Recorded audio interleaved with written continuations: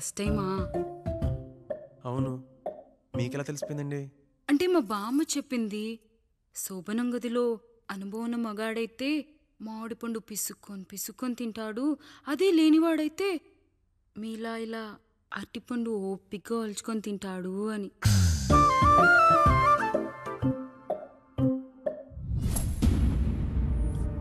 ఏంటవి? అవేంటో తెలీదా? ఫ్రెండ్స్కి పెళ్ళని చెప్తే హ్యాపీ బర్త్డే అనుకొని బెలూన్స్ ఇచ్చారు. ఫీల్ అవుతారు కదా అని 4 అక్కడ కట్టాను.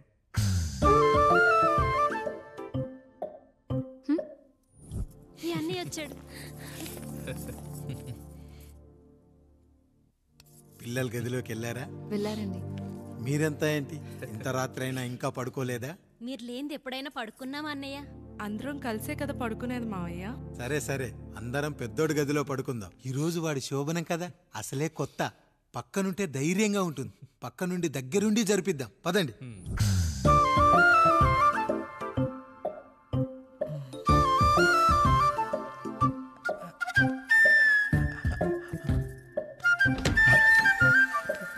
కానివ్వండి రా, కానివ్వండి కానివ్వండి.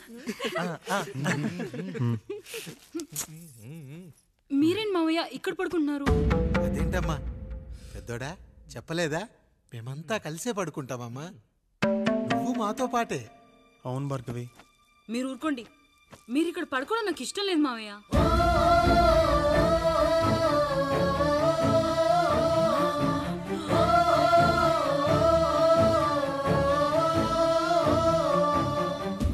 అదేంటమ్మా అలా అంటావు? ఎన్నో చూశాం, ఎన్నో చేశాం.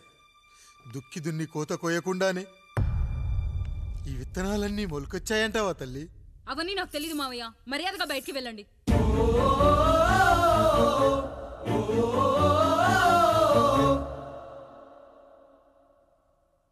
కనీసం ఆ మూలనైనా పడుకుంటామమ్మా. నువ్వైనా చెప్పరా పెద్దోడా? అంటే తను ఇబ్బంది పడుతుంది కదా నాన్న.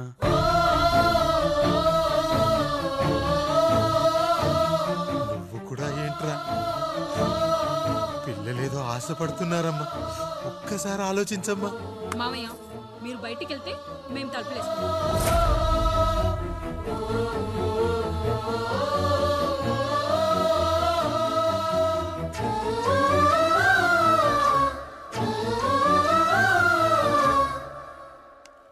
వేసుకోండి అమ్మా, వేసుకోండి.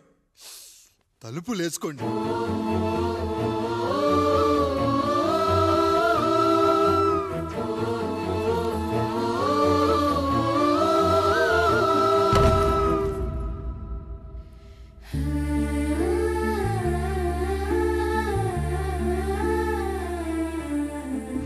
రాయుడు, బిడ్డలు జాగ్రత్త. ఈ రోజు నుంచి వీళ్ళంతా నీ తమ్ముళ్ళు చెల్లెళ్ళు కాదు, నీ బిడ్డలు.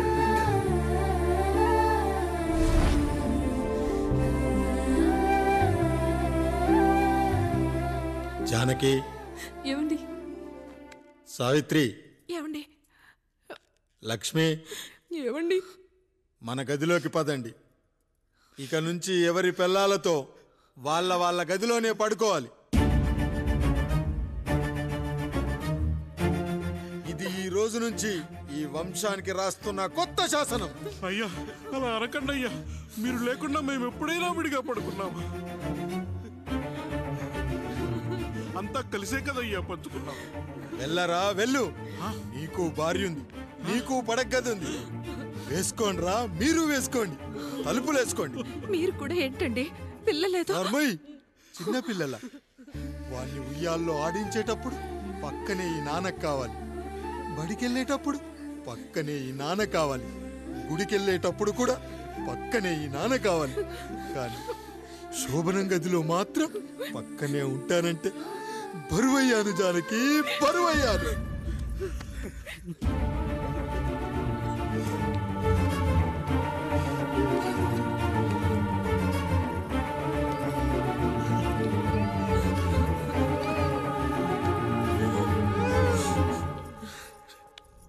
ఏంటండి ఇంకా అదే ఆలోచిస్తున్నారా? ఎలా మర్చిపోగలను లక్ష్మి? జరిగింది ఏదో జరిగిపోయింది, మీరు బాధపడకండి. ఎంత మాట అన్నాడో చూసావా? నా భార్య ఇబ్బంది పడుతుంది, బయటికెళ్ళండి నాన్న అన్నాడు. వాణ్ణి ఎలా పెంచాను? చదువుకుంటే పై చదువులకు వాడు వేరే ఊరు వెళ్లాల్సి వస్తుందని చదివే మాన్పించేశాను. జ్వరం వస్తే ఆ మాత్రలు చేదుగా ఉంటాయని నేనే మింగాను. నోరు తెరిచి అమ్మ కావాలన్నప్పుడల్లా ఎంతమంది అమ్మల్ని ఇచ్చాను. నాన్న అన్న ప్రతిసారి నాన్నల్ని ఇవ్వలేకపోయానని వాడికి నా మీద కోపమో ఏమో జానకి. నిజమేనండి, మనమంతా ఇలా లేమే. మన కుటుంబానికి దిష్టి తగిలింది.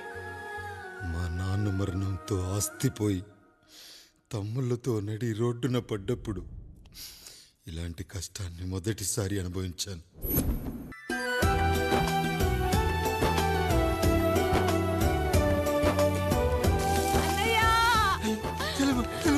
అయ్యో, ఈ పండుగ కాదు తల్లి, ఎంత మంచి.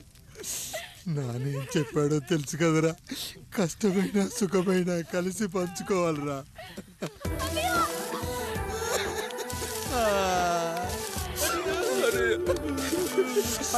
అయ్యో, మరి నువ్వు వాత పెట్టుకోవా అన్నయ్య? నీ బాధ నా బాధ కాదట్రా. అమ్మా అమ్మా అమ్మా అమ్మా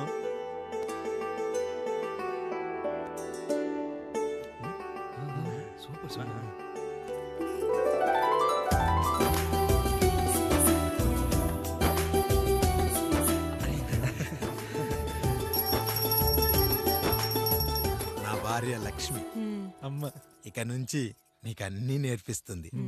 ఎరా, చెల్లెళ్ళు అడిగితే అమ్మనిచ్చాను, తమ్ముళ్ళు అడిగితే ఇవ్వలేనా?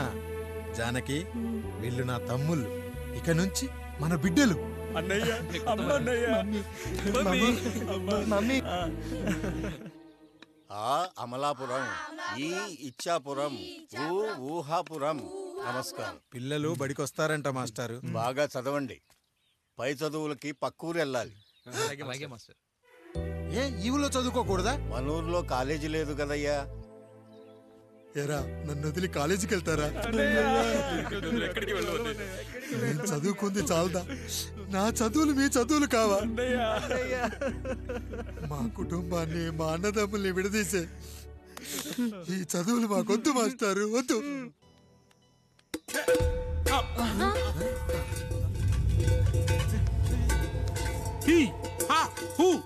రేయ్, మన ఇంటికి దొంగలొచ్చారా? దొంగలొచ్చారు.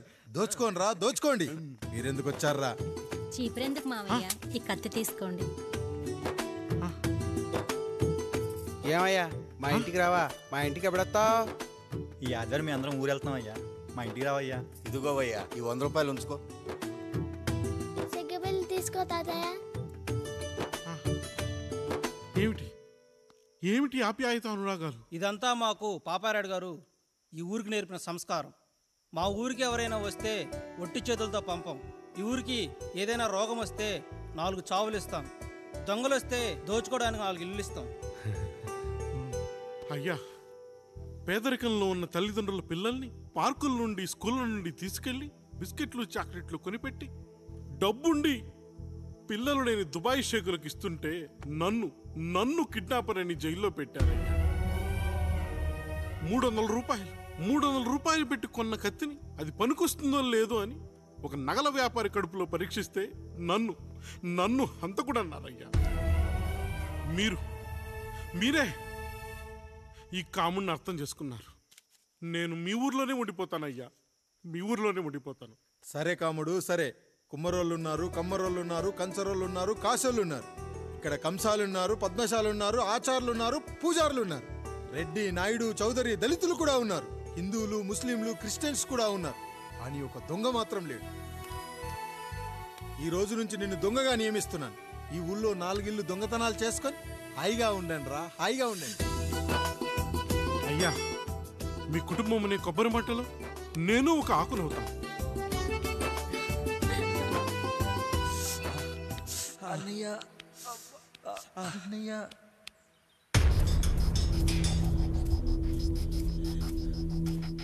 అయ్యా అయ్యా ఏంట్రా? రోడ్డు మీద కాలు కాలుతున్నా సరే తమ్ముళ్ళు చెప్పులు లేకుండా నడుస్తున్నారయ్యా, చెప్పులు లేకుండా నడుస్తున్నారయ్యా.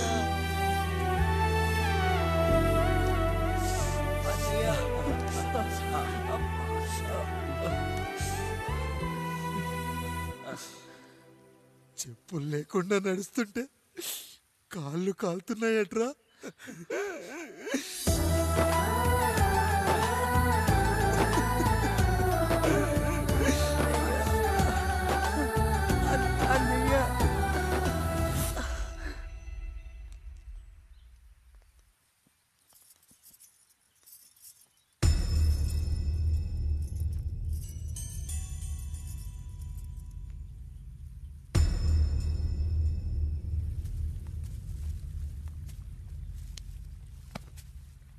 ఏరా కాముడు, అయ్యా బాధపడుతున్నావా?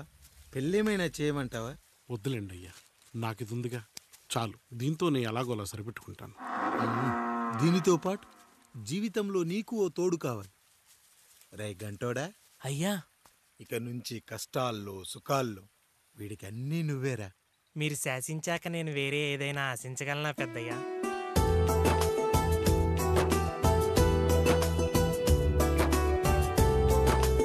నీ గురించి కాదురా, మీ అక్కది చాలా గొప్ప మంచి మనసని విన్నాను. ఈ కాముడికి ఆ రాముడి గుళ్ళో పెళ్లి చెయ్యి. అయ్యా, దాన్ని పెళ్లి చేసుకుంటే దాని భర్త చనిపోతాడని జాతకంలో ఉందయ్యా. మీరంతా కలకాలం ఉంటారంట్రా. వీడు పోతే నేను లేనా, చూసుకోలేనా? నువ్వు పెళ్లి చెయ్యి, పెళ్లి చేయరా.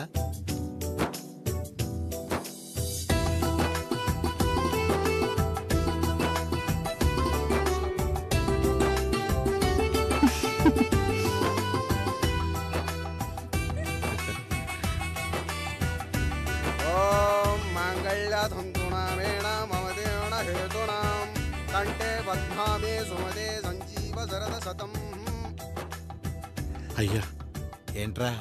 మీ చేత్తో నాకు దొంగగా జీవితాన్ని ఇచ్చారు, ఇప్పుడు ఒక భర్తగా భార్యనిచ్చారు. అదే బంగారు చేత్తో ఒక్క ముడివేసి పెట్టండి అయ్యా, మీ నీడను మేము చల్లగా ఉంటాం. ఏంటి బుజ్జి, ఏమైంది?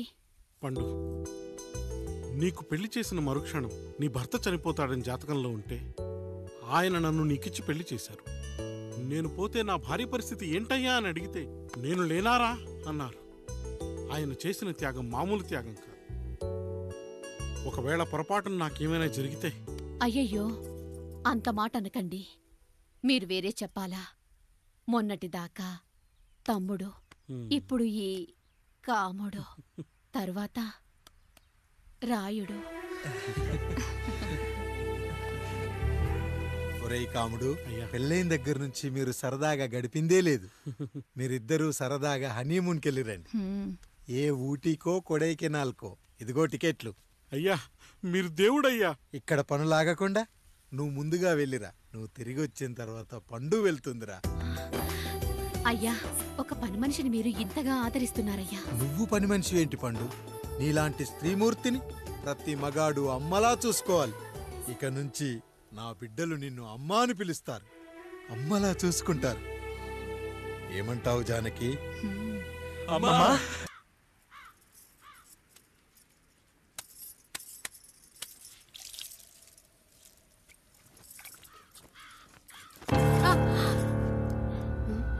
ఏంటి, నువ్వు చూసుకోలేవా? అయ్యో, చూసుకోలేదండి. ఈసారి ఖచ్చితంగా చూసుకొని గుర్తాను. మీరెళ్ళండి.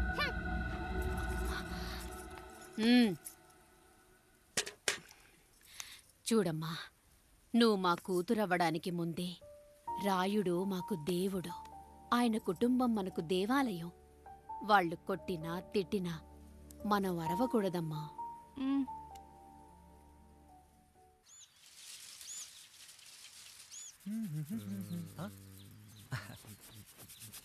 ఏంట్రా మిట్ట మధ్యన కసికసిగా పళ్ళుతోమెత్తున్నావేటి? మీకేంట్రా పెళ్ళిళ్ళయ్యి? పెళ్ళి కానీ కానీ కానీ హే.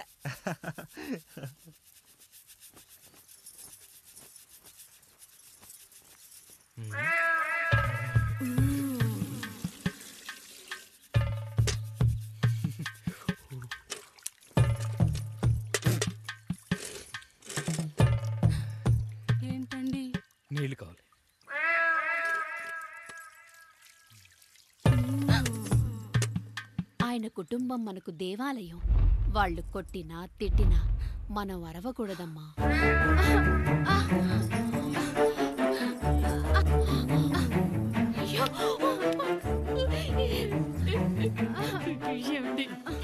ఏదో ఒకటి చెయ్యండి మీరు.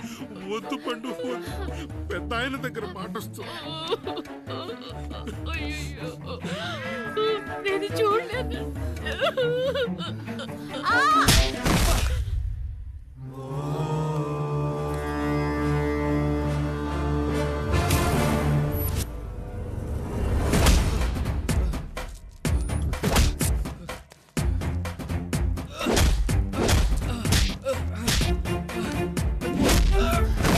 అయ్యో అనియా అనియా